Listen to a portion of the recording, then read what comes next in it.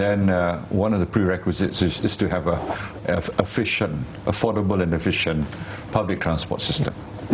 那么对于苏丹街说是政府要抢夺这个土地呢，首相说绝对没有这回事。他说政府呢会通过2个方法来证明呢没有这回事。第一呢就是呢他们是不会呢征用这个土地的，他们只会需要得到这个地主的同意，以便呢去就是在地底下呢进行这个工程。因为呢这个地底上的这个拥有权是属于地主的，那根据那个法令呢，他们也拥有地下的权利，所以他只需要他们的同意呢，让呢有关当局发展地底下，这是第一点。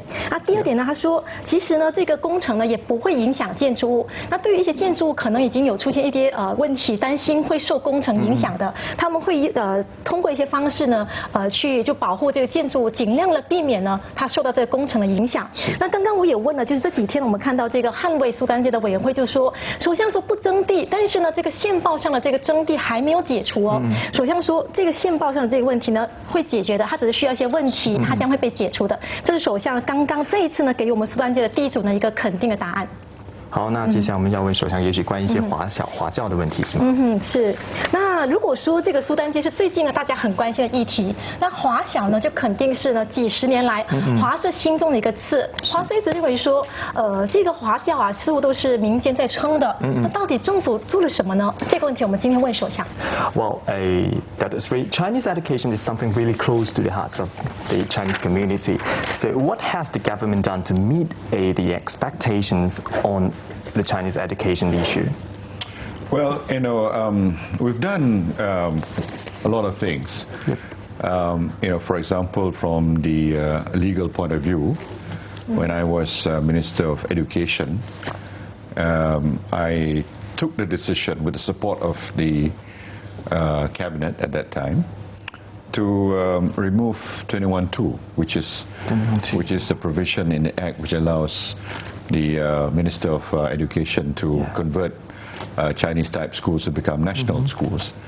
So, and secondly, what we did was to make a very clear pronouncement in the Act that Chinese schools are an integral part of the national education system.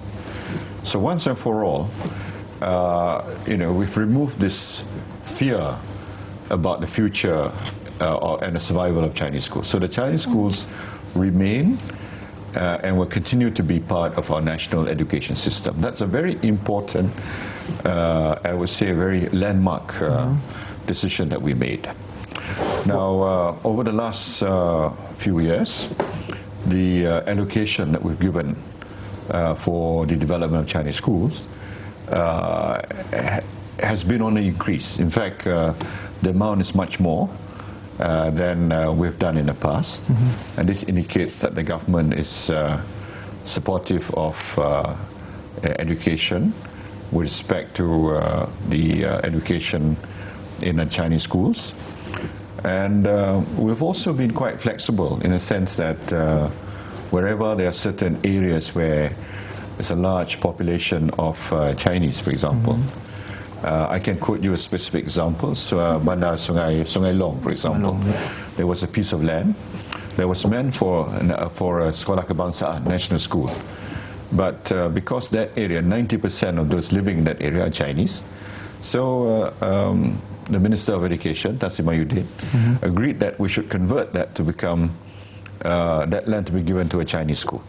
So that's an example of how... Before that is for Kebangsaan school. Yes, Kebangsaan school. Now you see the thinking has moved on. It's become much more all-encompassing. In other words, we're not only developing national schools but also vernacular education, including Chinese schools. 那首相说到华教的问题的时候呢，说其实有4点啊。过去觉得说其实政府做了好一些举动呢，是来让大家觉得华小其实不会被关闭的。第一，他说，比如说当年纳吉在当教长的时候呢，他就曾经废除了1961年教育法令的第21条文，也就是说校长有权利觉得必要的时候呢，把华小换成国小，这个条文已经被废除掉了。那第二点他说，其实呢在条文里面已经很清楚的说明，华小是国家教育制度的一部分，所以这一点呢是一个可以说是一个标志性的一个决定。那第三，他说在过去几年呢，其实政府拨款给华小的这个拨款呢，其实是有增加的。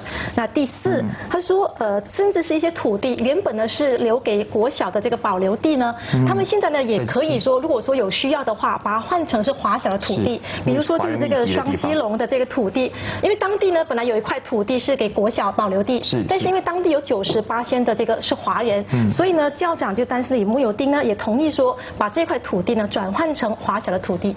不过呢这个问题是这样子，虽然说这个22条文已经被解除了，可是呢华社还有一个隐忧，像董总啊还有华社呢就觉得说，感觉上呢政府的最终目标还是单元教育政策。那对于这个隐忧，我不知道说首相会怎么回应呢？是 well, that is true. Despite the repeal of 21(2) of the Education Act of 1961 during your tenure as the Education Minister, but some Chinese educationists still fear that the ultimate objective of having one language system in the country. So what's your point of view regarding to that? No, it is provided for in the Constitution that parents can choose, have the right to choose. Although Bahasa is the official language, but other languages are allowed in this country. There is a constitutional provision for that. So I don't think there's any need or any cause for the Malaysian Chinese to fear that we will close down Chinese schools, because if we didn't amend that act, maybe could be a reason for them, but that amendment is a clear manifestation of our commitment that Chinese schools are here to stay, and that education in the Chinese schools are an integral part of the national education system. Is it possible that it's true that the government may have the mindset that the Chinese school is part of the school education system in Malaysia, but maybe some officer or some we call Little Napoleon. But they do things like they make people think that this is the government's policy to be not so friendly to Chinese education. Yes, we know, we're aware of that. That's why, when for example there's a problem of shortage of Chinese school teachers, we've made a commitment that this what they call this plan, this eight-point plan, we have to see to it that this problem is addressed once and for all. Because if we make this commitment and we don't implement, that would only add to people's what they call suspicion that there are people within the system who will obstruct whatever good policies or good decisions the government make from time to time, you see. So it's important for us to see it through, to make sure that whenever we make a commitment, the commitment is delivered. So how to tackle this issue? Because if the officer, they are not following the instruction, it may spoil all the government's effort. Yes. It's up to us as ministers to make sure that within our own area of responsibility, to make sure that it is delivered. And this is where we cannot just leave the implementation side to the officers. We have to oversee them. We have to get them to be fully committed. And I believe if we pay special attention to the implementation side, then things will be done.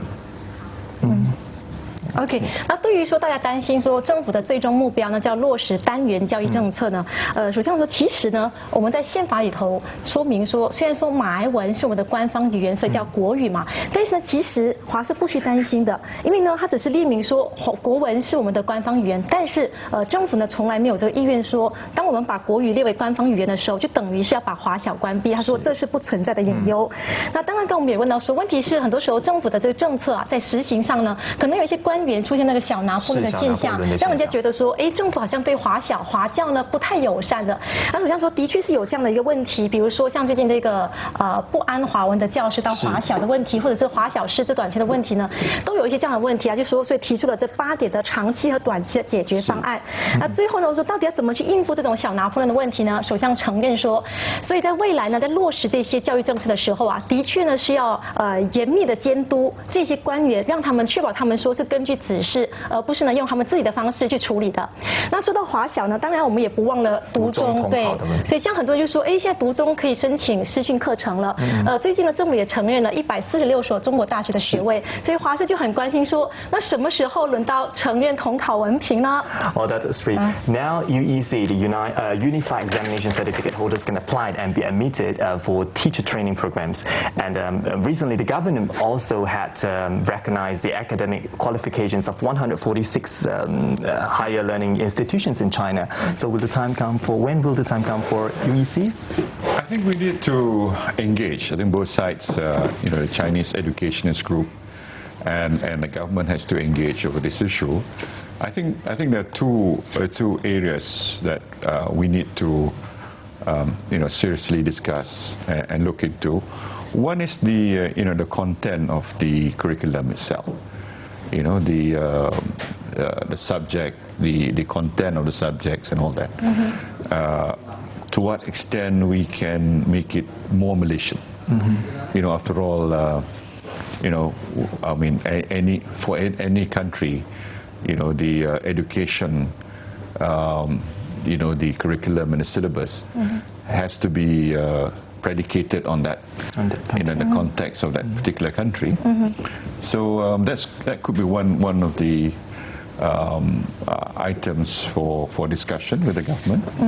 And secondly is to what extent and how do you relate this to the need to be proficient in Bahasa, for example, which I believe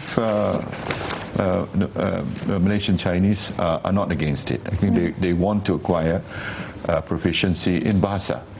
And they will have a huge advantage because they'll be quite proficient in 3 languages, which will be a great asset.